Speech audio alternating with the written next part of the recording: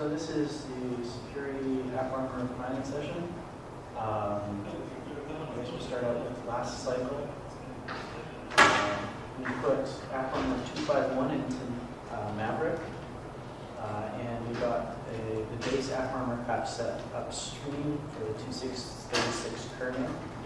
The base AppArmor patch set does not include network mediation, and it does not include the introspection interface, both of which require an additional patch to add those support to the 2.6.36 kernel if you want to use them. You can load policy on 2.6.36 kernel with AppArmor 2.5.1 and just not use those features, but the user space tools are not well supported on the 2.6.36 kernel because of that. Anything else you want to cover there in the summary? Well, there are I was typing. Did you say there are compatibility patches out there Yes, for people to there are use? compatibility patches. Go to the wiki. Wiki is apparmor.net. Oh, it changed? Well, it's stored at kernel.org, but It's a redirect. it's a redirect. Oh, cool. I missed that. All right. Right.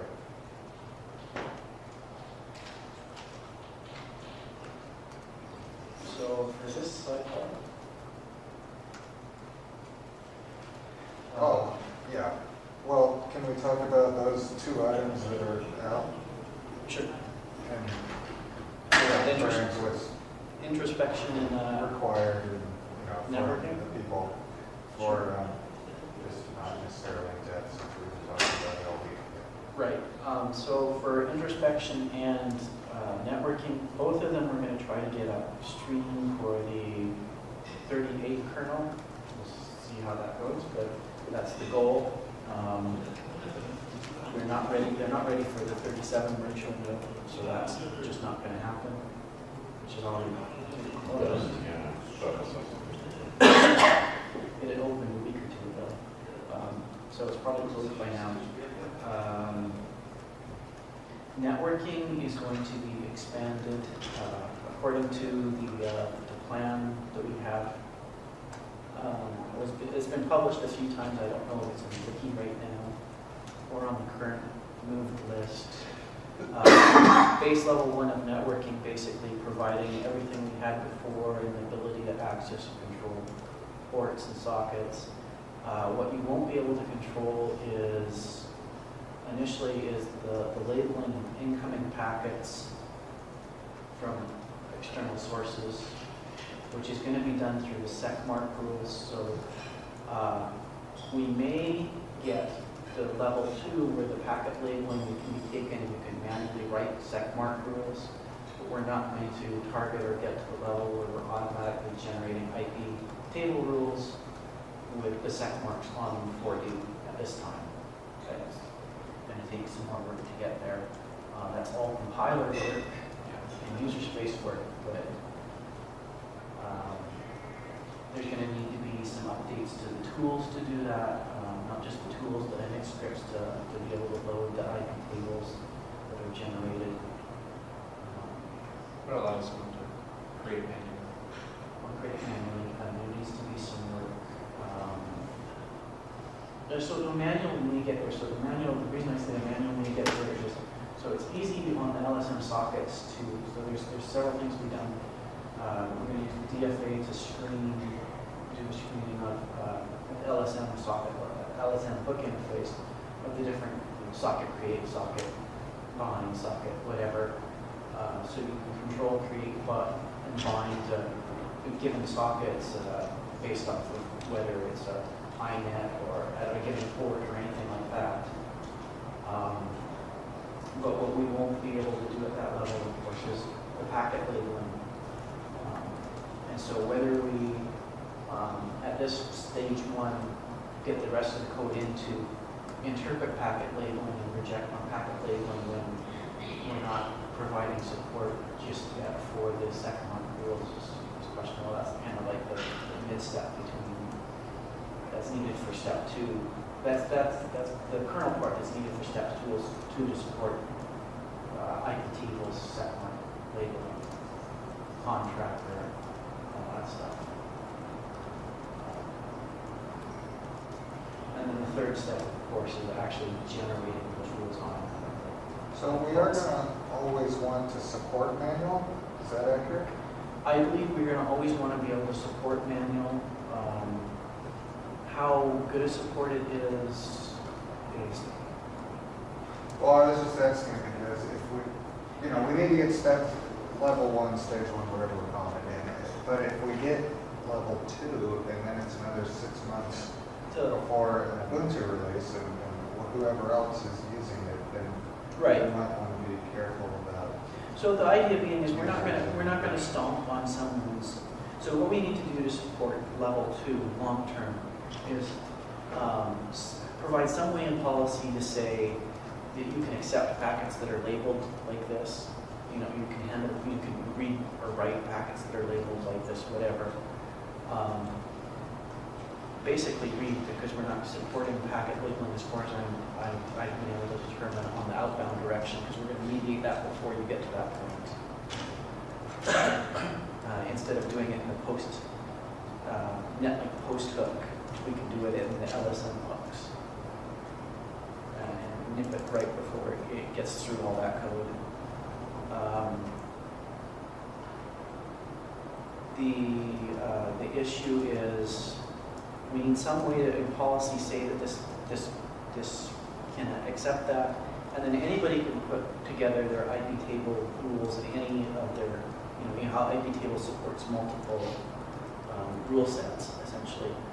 So you can put a sec mark in any of those as long as it matches that label, and then we're going to have some way to define AppArmor's namespace of packet labeling versus their namespace, the static namespace that somebody's created of their own.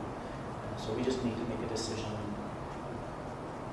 Say, don't name your packets this, because AppArmor is going to automatically generate labels using this format, and then it'll just be fine.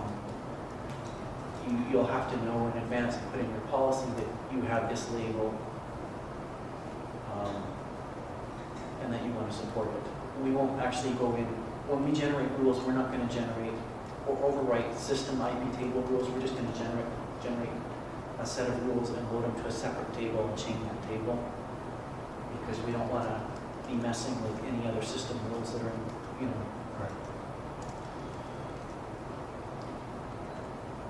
Right, as UFW maintainers, there are specific pitfalls. Well, as we get closer, we can talk about more. But I mean, UFW stays out of the way. If you have something, you can configure it such that it'll completely take over everything and flush and all this kind of stuff. Or as it is by default, if something is adding its own rules and this and that, then it won't pull them away. It's all done in its own chains, separate. Right. So it should all just work. It might be neat to think about chains and stuff, and maybe how UFW or whatever firewall tool someone's using might leverage this in a way that, use this in a way, at least have the tool able to display or, maybe route things or order them. I don't know. I mean, it might be interesting to have other tool integration when we get closer to it. Yes. Anyway, yeah. Yeah, that's what's going to Tool integration may be the fun stuff. Yeah, it'll be kind of tricky in terms of, okay, you had a packet rejected. What, having the tools detect that and figure it out. For example, even if it was in its own chain, let's say, then you can have UFW or whatever tool say, have that go to that chain So first. clarification on how, for Steve, clarification on how AppArmor is going to be using SecMark, the IP table stuff. SecMark actually doesn't reject or drop the packets. It just sets a label on them. The actual rejection happens in some LSM hooks. Right. And so, from the tool point of view, that's just the regular stream of audit events coming out of AppArmor for our tools. And other tools don't see a rejected packet or anything unless some other rules are causing that packet to be rejected. And that's just like a DAC rejection. Right. Yeah, okay, so you wouldn't even probably. Well, be- Well, I mean, it's There's still issues still, but it's not like we're using IP tables to do the dropping. of right, I packets. get that. But it's still trying to determine. Right, if this packet didn't match any or the packet got in a way that's rejected, we don't, does the rejection happen in a process context?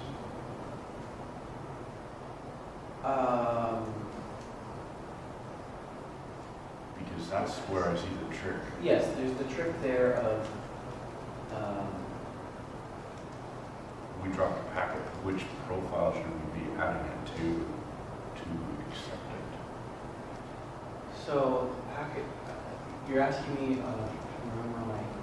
Yeah, it's been a long, Since I've looked at that one, I can't remember exactly which context it's being run in. We do have the tasks labeling available when we're asked to make that decision. But there is a caveat on that. Of, how the packet is handled. But it's not the Tomorrow's proposed solution either. It's not the caveat of the Tomorrow's proposed solution that the packet's already been delivered and queued. And is all you can do is drop a packet off and throw it away. I have to look at the hooks again. right, I don't know that we need to go. To that detail here. There are some issues, but it's the only way we're going to get networking upstream because Yep. that is the infrastructure provided. Right, it's just trying to be sensitive to making sure that our user tools can provide a good experience. The IRC is, it's not connected. Yeah.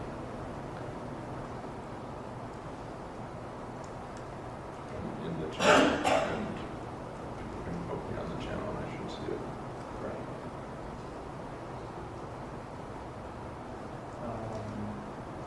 So those are two of the main items kernel-wise this cycle. There are a couple other minor tweaks to the kernel code that improvements to the kernel code we want. We need to be able to handle snapshotting in ButterFS.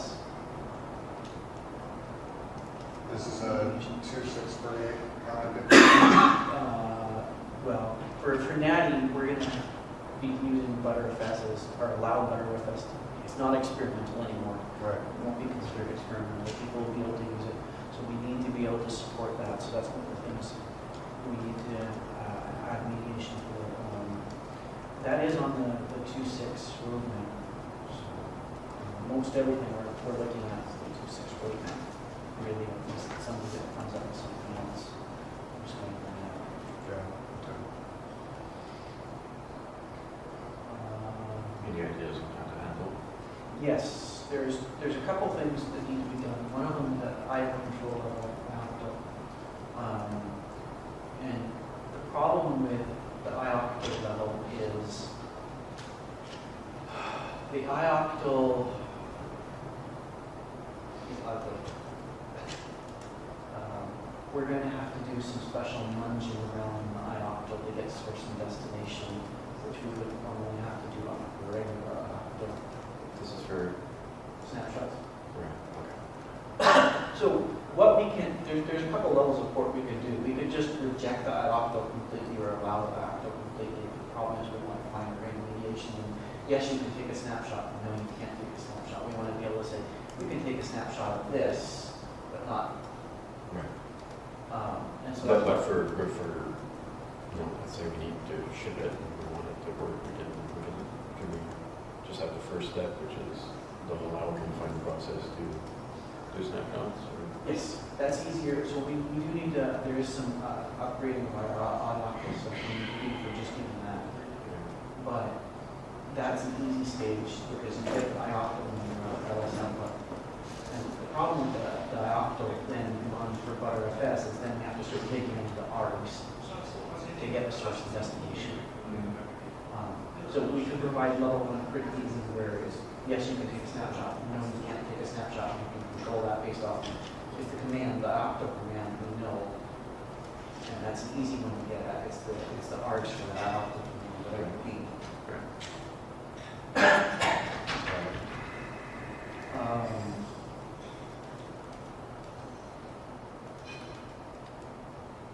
Right, so there's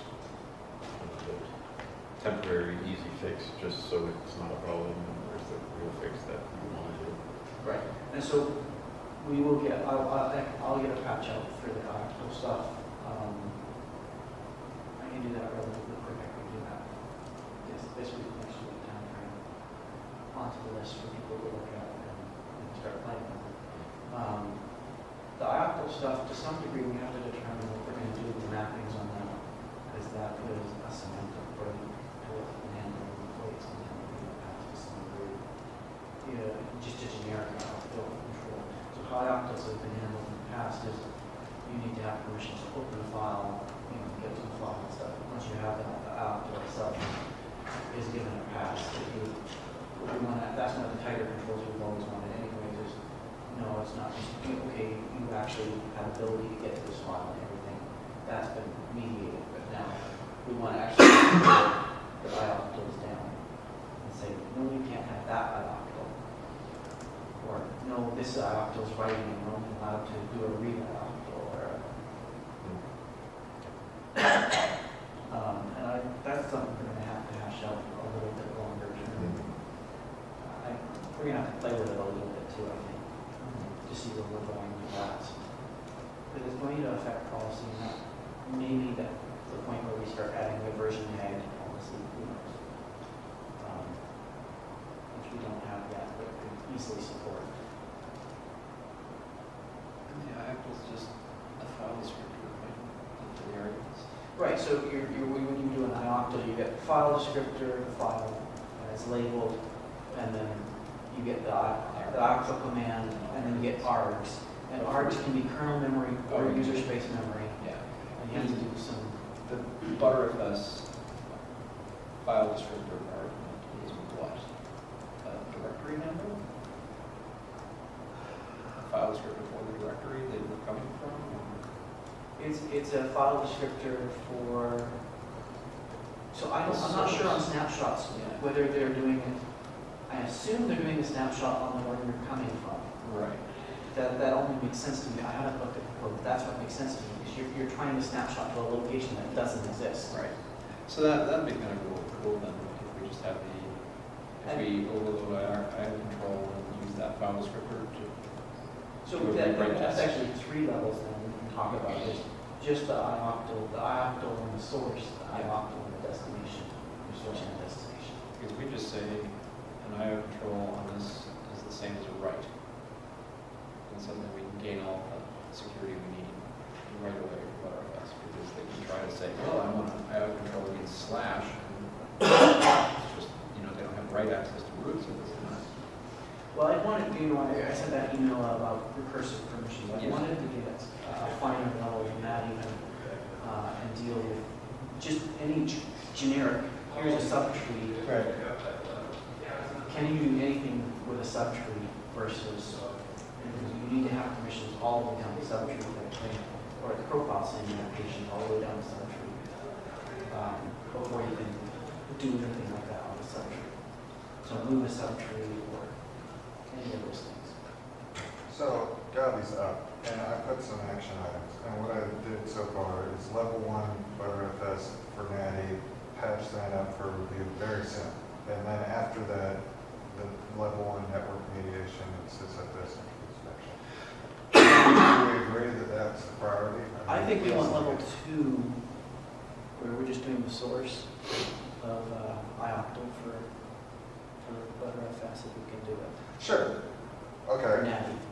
Yeah. Let's but target in it, terms we of control like that. the time frame, like we got to get level 1, like you said, patch up as soon as possible. Because at least then we can. I think we can get level 2 up. Right. So what's more important, level 2 better FS or the level 1 network mediation? Level 1 network remediation is going to take more time. So the thing is, if we can get something up and start playing with the ButterFS. I think level 1 ButterFS is important as soon as, before we start releasing ISOs, just so people don't say, here's how to bypass AppArmor, how to. Well, I mean, I don't know if we're going to have it in Hattigat soon, because you're going to get it up and then there'll be a review process and maybe some things like there. Well, the thing is, we can get the Advertise ButterFS. we can get the patch up for ButterFS in the next week or so. Even with level 2, I'm pretty sure.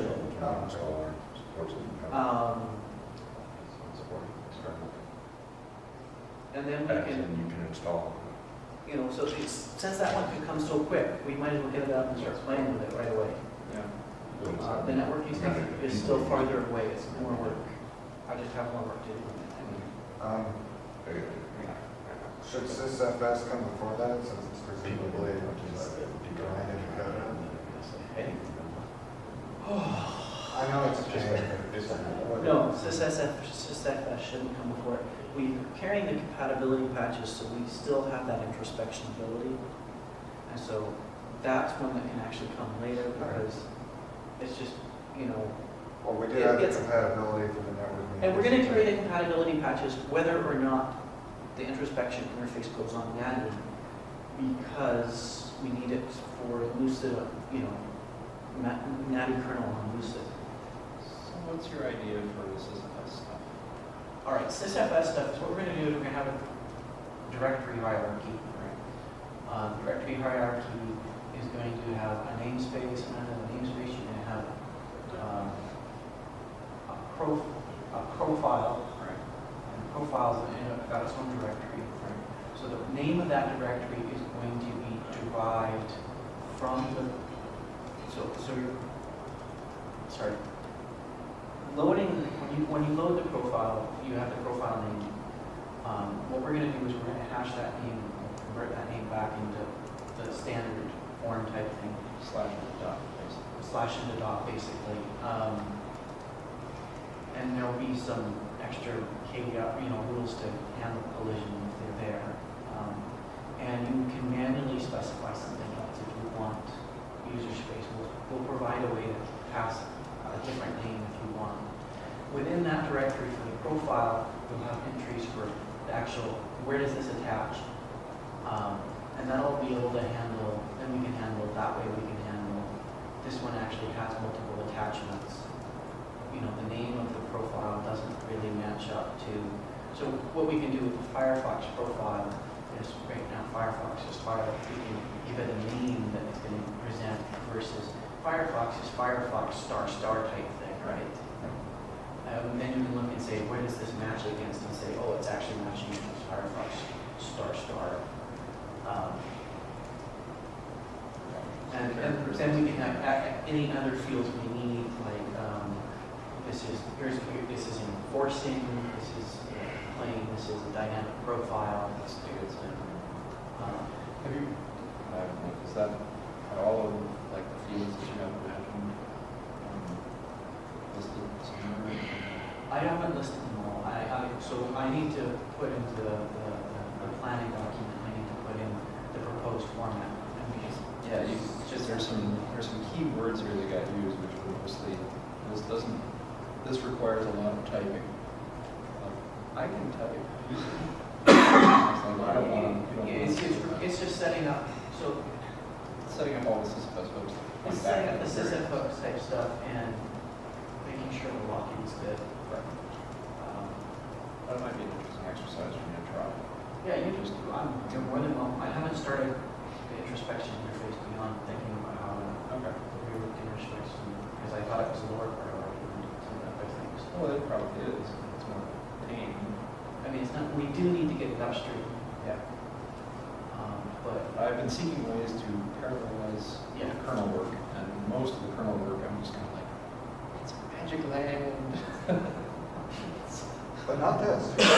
No, this is very, this is very direct mapping, pretty much of what's in the profile structure. So are you saying you're gonna take that with? I don't- Case wants to look- coordination? I wanna look at it. Case wants to look at, me and Case will work on it together. Yeah, I don't want to say I'm going to do it, but I want to try and work on it. Oh, I was just, never mind. It's not as clean in some ways for a user to be able to go and just dump a file to see everything. Right, you have to walk a tree. You I have was to- just, But we still have the tools to support that, where we just update AA status to right, flatten that out. yeah, AA status will make that transparent.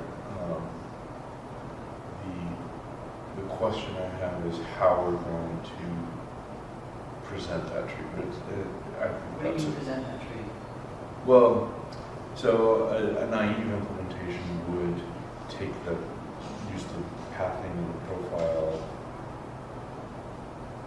No, we're not gonna, We're not going to be able to do that. There's no, yeah, we can't do that because the way we separate out hats and stuff. So hats within the profile directory will just be, it'll be a hats directory or whatever you want to call it. And then that'll be profiles again, in the same format. Is there a name, the default namespace, or is it just an empty string? If there's no name to it that you can access to it, in the kernel, it's root namespace. Yeah, it's just empty because we're doing a double slash to separate or whatever. And so when you're in a sub namespace, you always look, because you can't see any farther back up, Right. you always look like you're at the root namespace. So how would we represent namespaces? How are we going to represent the empty namespace? Well, from a user space, I mean, kernel space, obviously you can get back to the tree, but how are we going to represent that to In that sysbus tree? right? Yeah. I figured we would just present it as kind of like profiles or whatever. We can't overload the profiles anymore, so we need something similar to that. And then you go in that tree, and what it has a list of whatever, profile names, and then you can have a directory itself for any namespaces that come off of this namespace that you're selling. Oh, inside the profile. Well, not within the first level directory, we just don't really give it a name, we're just saying profiles, and then we'll say sub namespaces or whatever underneath it. So I guess I'd like to see this spec'd out of Yes. like Yeah. proposed tree hierarchy. And we need to fiddle with the names of it. I mean, that's one of the. Well, so I mean, if you don't have the names actually represented in the namespace, then you can say, because like we're going to have attributes in these things, so like you'd have a profiles directory, each of those would, I don't know, have some sort of anonymous name, profile 1 or whatever, and within, that would be another directory, and within that you'd have a name, a mode, which is like enforce or complain, audit. If we're doing the dynamic stuff, that would be another field in there, and then you'd have like a hat subdirectory. Right. But I That's think, the basic idea. right, and so So I just think we should spec this out. actually, the namespaces directory should be parallel to the profile. Yes. ones. Yes. Because it should be two directories at the root level. Right. Okay. Because namespaces can never show up in a profile, Oh, but right. a namespace itself Is going to have have profiles, profiles. or other namespaces as well. Can we say that we'll? Namespaces can be nested. You can have a Okay. hierarchy. Can we say I that we don't can, think there's a need. Yes, Jamie? that we can discuss this stuff more Well, in our next meeting and then get it into the wiki and then? Well, we'll spec it out. I'll do an initial I think some initial proposals. to proposal review and spec, decide. post up to the mailing list and put on the wiki of the layout of this thing. Yeah, I mean, that's kind of one of the meta things I'm thinking about is we should probably be specking out these things a little more on the wiki. Some of these things. I know, yeah, and like I wanted to do the PAM redesign. I wanted to spec that out on the wiki because Sure. I just haven't done it because I'm lame. But that was written in the code, so, Well, it's not like I finished these.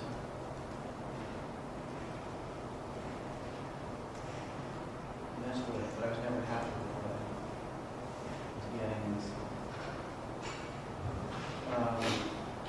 So that's namespaces and that interface. What else do we need from networking namespace and interfacing instruction? Well, the final features list or whatever. Right, so that's just going to have to be another top level. a directory and have files within that directory, which is just a pain. Yeah, it just makes it a pain for the cache managers, cache and validation. Having to open multiple files. Well, like a tarball, we can compare the We could have a single field that's a hash or something. That's true. It's not a bad idea. Or a bit field that represents everything.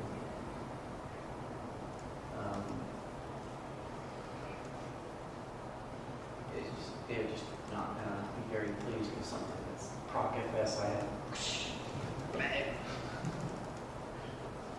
Yeah.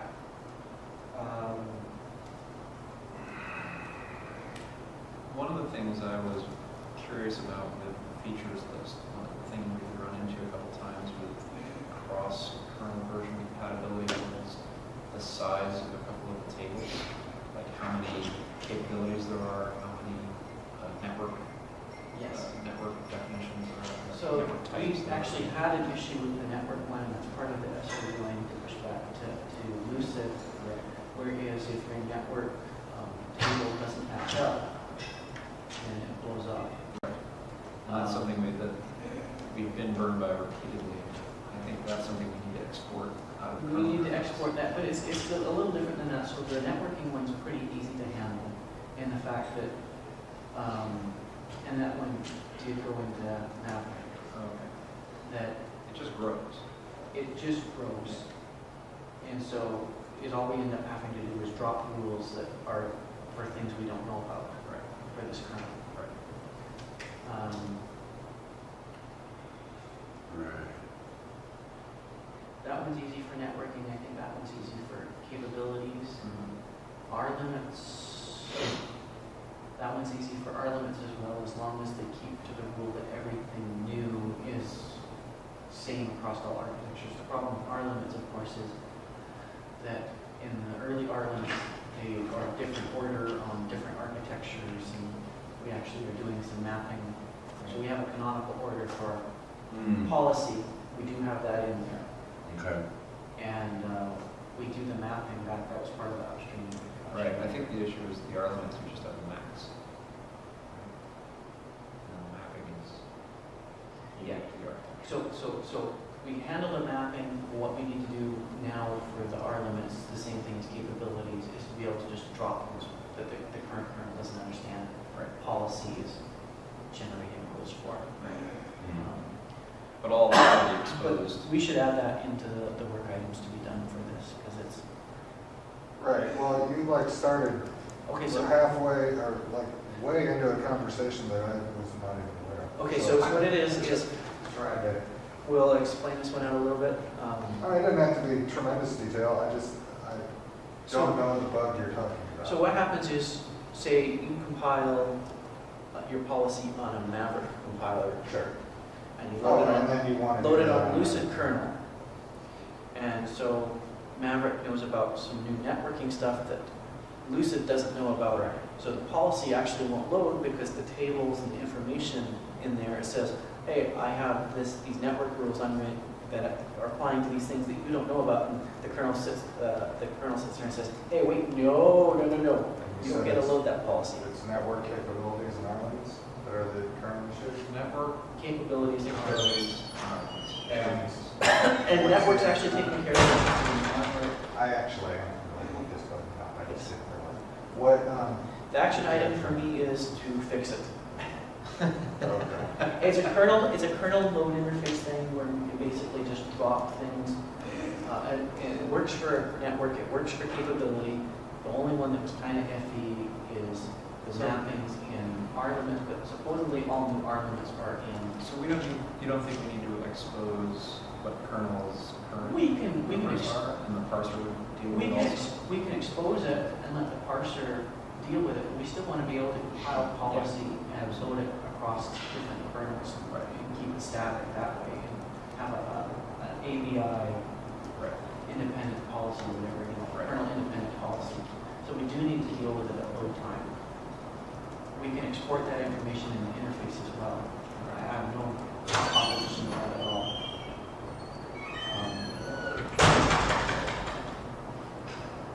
But in some ways, I'd rather the newer compiler compile all the rules in, because if you compile something on Maverick, and then you load it on a Maverick kernel and a Lucid kernel, then you have that information in there for the Maverick kernel. And Right, it's not just especially with caching involved, right? So if you generate a cache flow on Maverick, or with Maverick parser, and then you switch between the Lucid and Maverick kernels. that one. So what will happen with that is the cache will, Will it? yeah, the cache Okay. will just drop because it's not the same features. It won't load it from Mm. caching, but you But can that end said, up the without features- caching. The features test is a hack, Yes. because we didn't have the kernel ability to deal with it, so. Right. So could we address that? So one of the things on our addressing the feature stuff is we should address it so that you can build something on Maverick Right. and that supports more rules and still load that on a Lucid type kernel. Just not the reverse where there's something that the other kernel supporting that your policy just isn't handling. Right. So in that regard, if it's just testing the features, then if we don't bump the features, it won't generate cache. Right. So I mean, that's why I mentioned that. Okay. So maybe we don't need to expose those three limits, because if we do, it'll change between the kernels and cache and might move on. Well, So we may want to bump the feature for kernel. Well, you say you had a new feature that can be dropped from because of the way the old kernel works or something. So that's right, well, so one other compatibility issue would be where you have an older parser, say you have Lucid's parser on a Maverick kernel, Mhm. having those exported would tell you that, hey, your parser is not able to generate all the things that the kernel mediates, maybe you should consider updating your parser. Yes, and that would be good to have. But- And maybe it doesn't need to feed into the cache and validate. Right. You just get a warning, but you can still load your cache.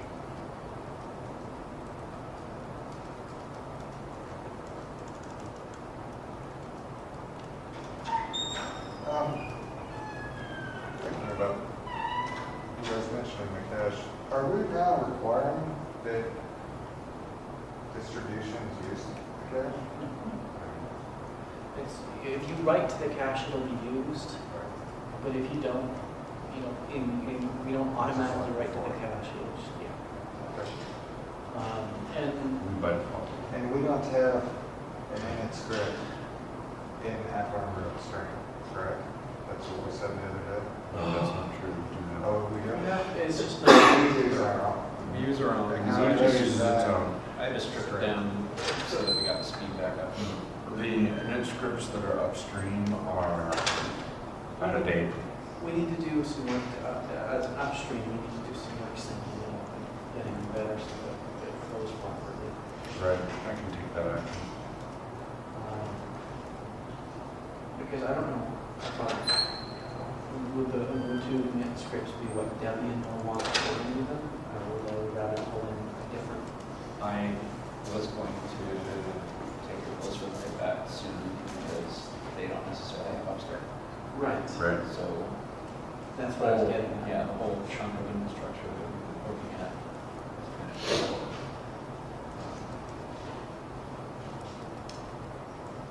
I don't have to answer that. How do other Ubuntu packages handle that where they haven't upstreamed?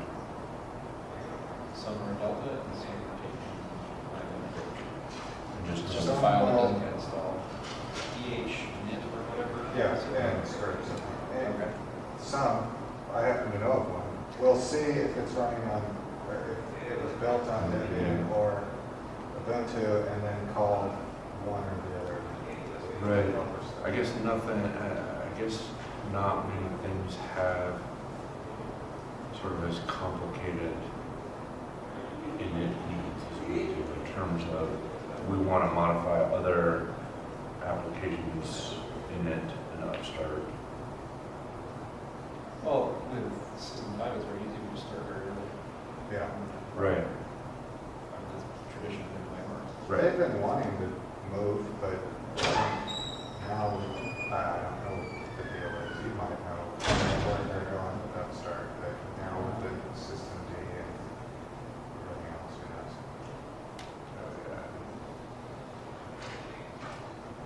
But I think it's very worthwhile to have the upstream system be in script, be in decent shape, so that Yes. people can use it as is or modify it. Right, and honestly, I don't, with my upstream hat on, I don't mind taking the into script or whatever, and including it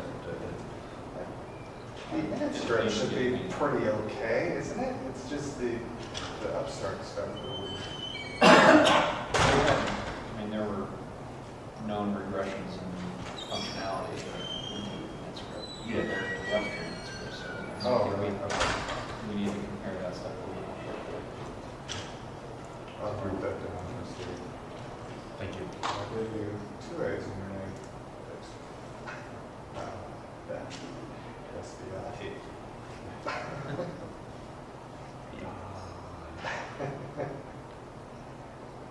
all right. We're rapidly approaching the end time. It's in like 1 minute. Is there anything you need to say that has to happen, like, super soon? Well, I'll mention that you said that we should have the AppArmor compatibility patch in handy. Hopefully next week or something. Yeah, I need to post it back out to the list. Part of, this week we're going, I think it's a Friday session for the kernel, there's a kernel delta review. And that includes AUFS and the compatibility patches. I think that's got to be the highest priority. And so with that review out of the way as an official thing on the kernel team, then we can push those in.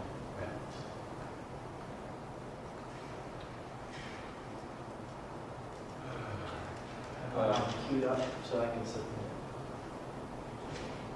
Excellent. Looked at the Debian rules file for the AppArmor package, and while it needs to be shot, half of it can't actually go away. There's so much cleanup and rearranging of things. Yes. Well, the one other big item. Not actually, like I can't do it with just .install and .birds, so Yeah. it's going to take a while.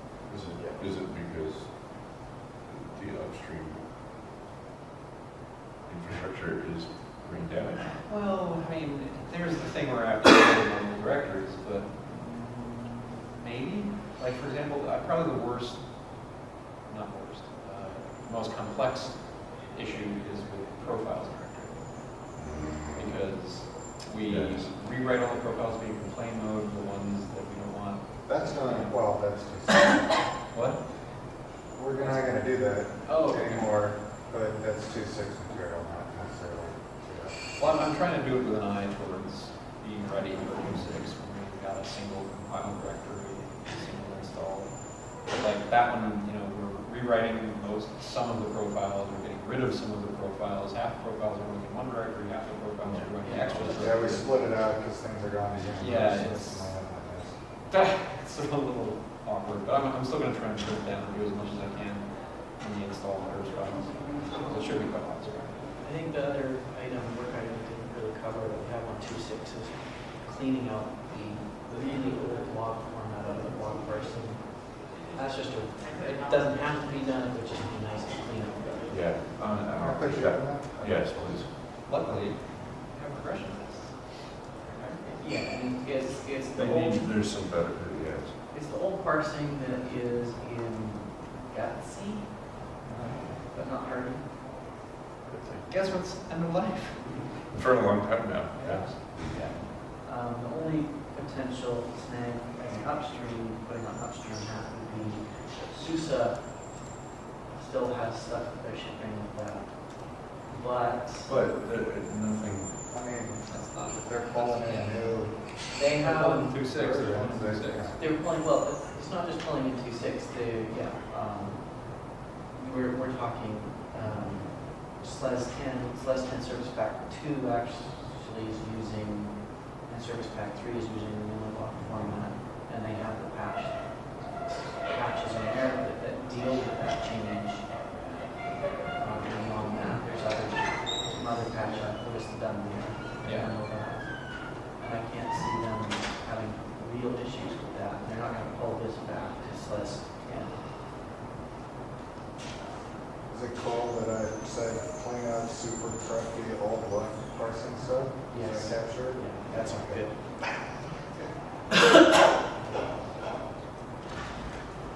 I think it should be super dash. Is that AppArmor support abstract? Unix AppArmor.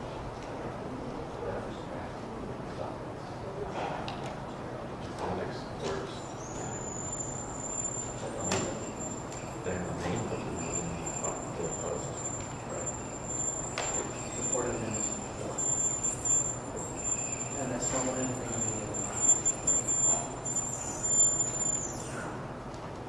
or non-existent.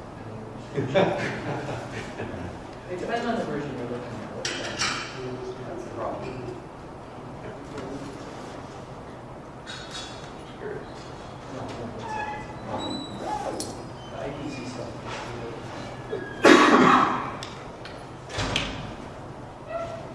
Generic. Lots of items I have to do, but IPC passing stuff, it's more that all kind of about when revalidation's done. Right now, we do revalidation of file everybody's. Really, we should have that, for submission with the time. To do it, not being able to do something we'd like to in some of the next week, to possibly do failure and to. It's just, it's like, what do you mean, you're giving me the script to update my state, but I can't fail? Yeah. So, that's fine. Yes. Thank you, internet listener.